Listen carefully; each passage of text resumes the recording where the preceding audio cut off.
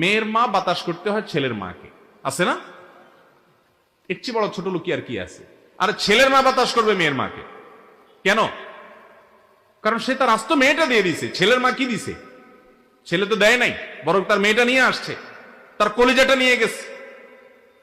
যার মেয়ে হয়, এই মেয়েটা যখন পরের বাড়িতে তুলে দেয়, কি কষ্ট হয় তার মনের ভিতরে সে জানে।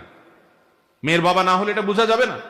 আস্ত কলিজার টুকরাটা ধরে তুলে দিয়ে দিছে, আপনি তো তাকে সালাম করবেন সারা জীবন, সেখানে সালাম করা তো দূরের কথা, উল্টা বরং আম কাঁঠালে মৌসুম আসলে খোঁচাখুচি করেন, বৌমা এখন এই যে আশেপাশে দেখছো অমুকের অমুকের ছেলে শ্বশুরবাড়ি থেকে কতগুলো আম কাঁঠাল আসছে দেখছো, খোঁচাখুচি করেন। আছে না না এই ছোট লোক আমাদের এলাকায়?